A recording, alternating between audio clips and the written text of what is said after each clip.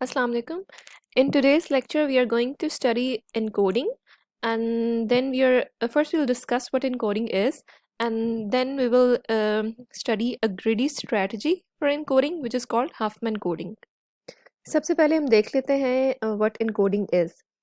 So let's say you have a data file consisting of 100,000 characters, and you want to save this file in your computer. अब ये जो data file है, जब आपने इसको computer में सेव करना है तो आपने इसको ज़ीरो एंड वंस की फॉर्म में सेव करना है। आप कोई भी डेटा कंप्यूटर में सेव करते हैं तो उसको ज़ीरो एंड वन की फॉर्म में ही सेव करते हैं। तो जो भी डेटा आपकी फ़ाइल में होगा, अब यहाँ पे जो फाइल है इसके अंदर 6 कैरेक्टर्स हैं, ABCDE and F। अब इन कैरेक्टर्स को आपने ज़ीरोज़ एंड वंस की फॉर्म में कन्वर्ट करना है और कंप्यूटर में सेव करना है। अब ये जो कन्वर्जन है from these characters to these numbers, zeros and ones, इसको हम इनकोडिंग कहते हैं। आप फेमिलियर भी हैं इनकोडिंग से, ASCII कोडिंग, जिसमें आप 7 बिट में एक कैरेक्टर को रिप्रेजेंट करते हैं। इसी तरह की एक इनकोडिंग टेक्निक हम आज पढ़ेंगे।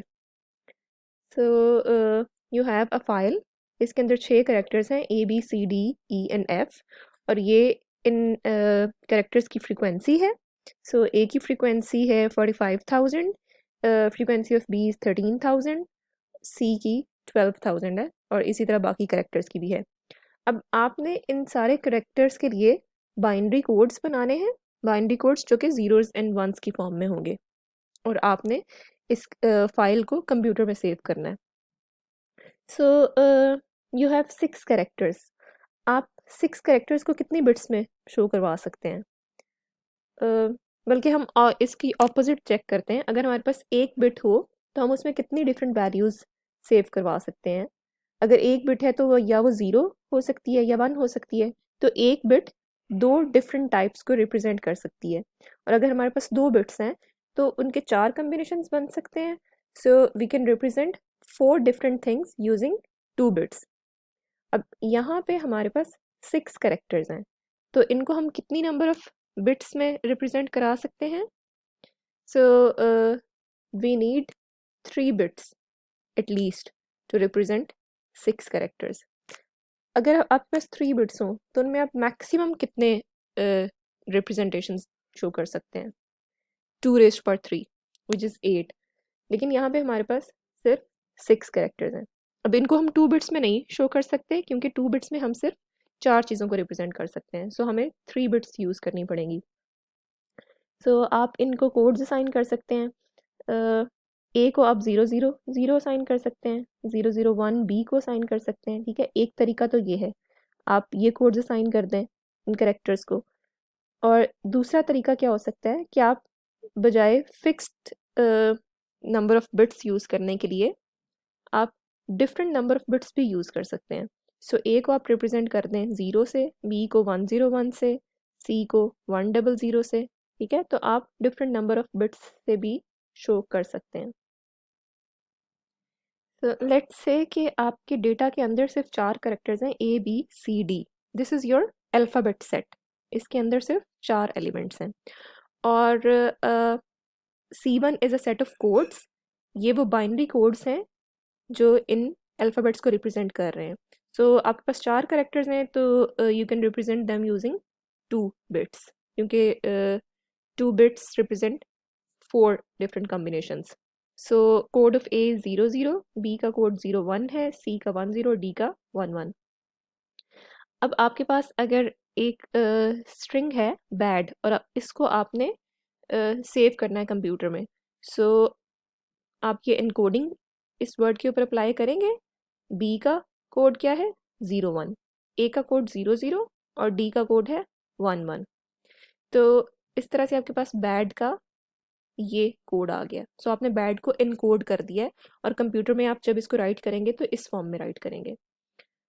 लेट्स से कि आपके पास जो कैरेक्टर्स के कोड्स हैं, these are given in the set C2। अब A का कोड 0 है, B का 1 1 0 है, C का 1 0, और D का 1 1 1 है। अब बैड का क्या कोड बनेगा? B का कोड है 1 1 0, so this 1 1 0 is for B, then this 0 is for A, and this 1 1 1 is for D. So this is how you can encode bad. We have two types of encoding schemes. One is a fixed length encoding scheme and the other one is the variable length. Fixed length codes के अंदर हर character का code word same length का होता है, जबकि variable length codes के अंदर हर character के कोड्स डिफरेंट लेंथ के हो सकते हैं. सो हम यही पुरानी एग्जांपल कंसीडर करते हैं. हमारे पास 6 करेक्टर्स हैं A B C D E and F और ये आपके पास इनकी फ्रीक्वेंसीज हैं इन थाउजेंड्स.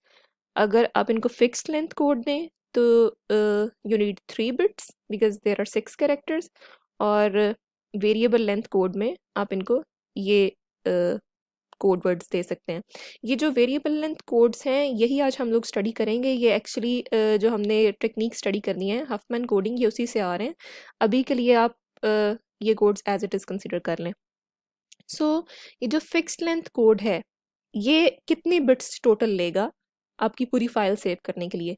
सो आपने पिछली स्लाइड पे देखा था कि इस फाइल के अंदर टोटल करेक्टर्स हैं 100,000 और हर करेक्टर को आप सेव कर रहे हैं using 3 bits. So this would become 300,000 bits to store the file. और ये जो आपके वेरिएबल लेंथ कोड्स हैं अगर आप इनके साथ सेव करें इस फाइल को तो 45,000 मल्टीप्लाई बाय 1, बिकॉज ए को सेव करने के लिए आपको सिर्फ एक बिट चाहिए और ए की फ्रीक्वेंसी कितनी है 45,000. सो जितनी दफ़ा भी ए आएगा आपके पास उसको जब अपने कंप्यूटर में राइट करना है तो आपको सिर्फ एक बिट चाहिए होगी. सो 45,000 मल्टीप्लाई बाय 1 एंड बी की फ्रीक्वेंसी 13,000 है और बी को स्टोर करने के लिए आपको 3 बिट्स चाहिए. So 13,000 multiply by 3 and then frequency of C is 12,000 और इसको इनकोड करने के लिए भी 3 बिट्स चाहिए. सो 12,000 इंटू 3. सो इस तरह से आप total number of bits calculate कर सकते हैं. तो अगर आप वेरिएबल लेंथ कोड्स यूज़ करें तो आप कितने बिट्स के अंदर ये सेव करवा सकते हैं 224,000 बिट्स के अंदर. So variable length encoding actually uses less number of bits, so it uses less space. और यही हमारा गोल है. We want to encode our data in such a way that it is stored in less space in the computer. Once we have encoded our data, we should also be able to decode it. So consider this example. C1 is a set of codes.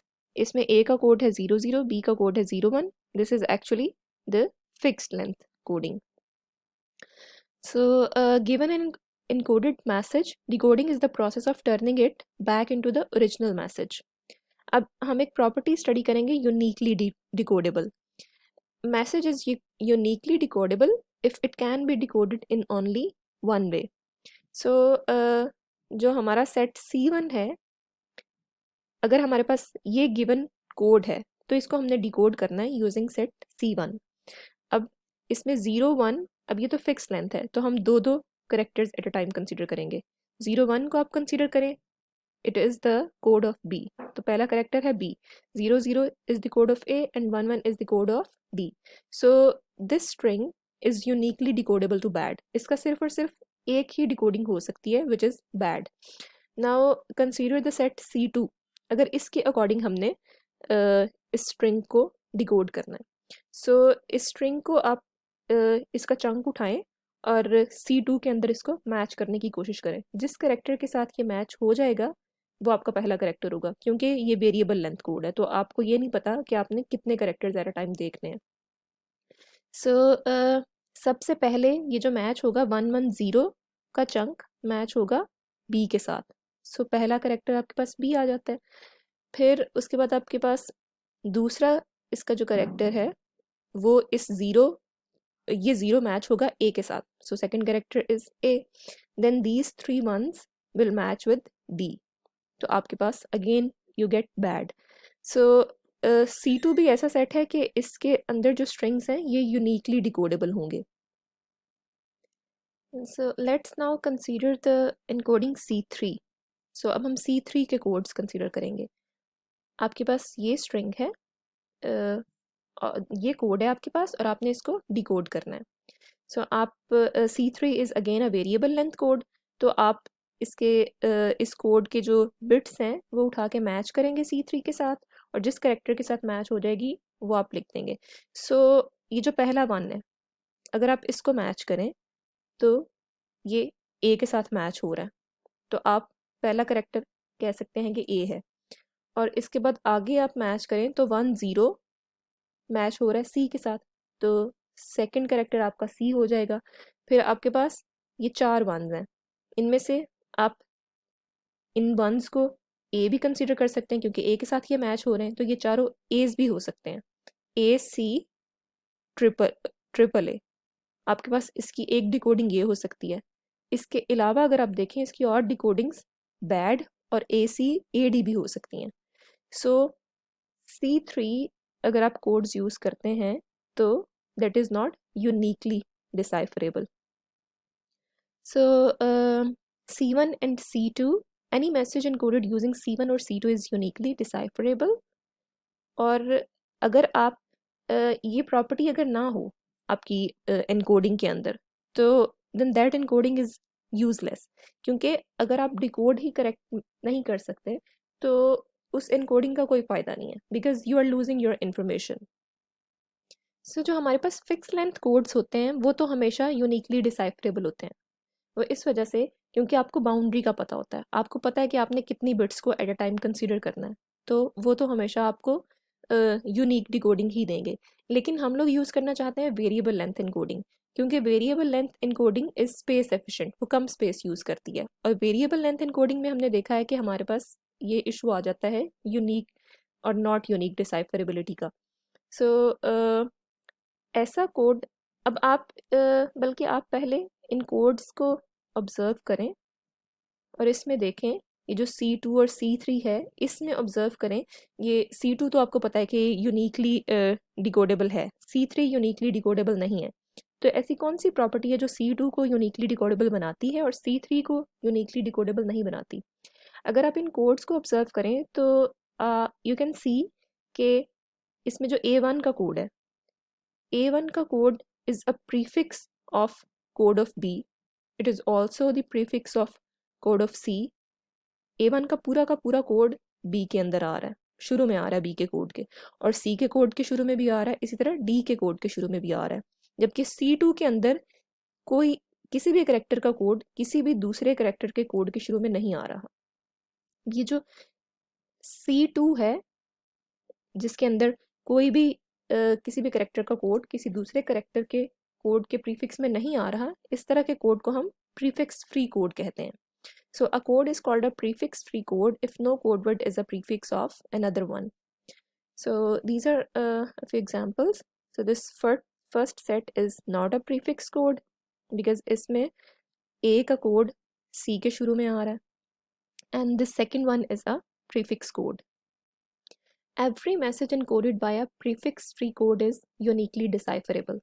So हम जो codes बनाएंगे हम ये चाहते हैं कि वो prefix free codes हों ताकि यूनिकली डिकोडेबल मैसेज हो हमारे पास। अब कंसीडर दिस कोड, ए का कोड है 1, बी का 110, सी का 10 एंड डी का 111। Now this is a prefix free code. आपके पास ये स्ट्रिंग ऑफ बिट्स है, आप इसको यूनिकली डिकोड कर सकते हैं। सो हम एनकोड करना चाहते हैं, यानी कि हम कंप्रेशन भी अचीव करना चाहते हैं, लेकिन we want to use prefix free codes ताकि डिकोडिंग के टाइम पे हमें एम्बिग्विटी ना आए कोई भी। Now we will formally define our problem. So we have an alphabet set A, जिसके अंदर alphabets हैं A1, A2 up to AN, साथ इनकी frequency distributions भी given है, and we want to find a binary prefix code C for A that minimizes the number of bits. So एक constraint क्या है कि prefix free code होना चाहिए, इसको आप prefix code भी कह सकते हैं, prefix free code भी कह सकते हैं। So we want to find a prefix free code and we want to minimize the number of bits. So B of C is our objective and we want to minimize it. B represents the bits and C is actually a code, so we want to represent the number of bits of code. और total number of bits हम कैसे find कर सकते हैं, जैसे हमने previous slides के और एग्जांपल्स के लिए किया था कि जितनी नंबर ऑफ फ्रीक्वेंसी है किसी कैरेक्टर की और जितना उसके कोड की लेंथ है उनको हम मल्टीप्लाई करते हैं और सबको ऐड कर लेते हैं, तो हमारे पास टोटल नंबर ऑफ बिट्स आ जाती हैं और हम उन टोटल नंबर ऑफ बिट्स को मिनिमाइज करना चाहते हैं।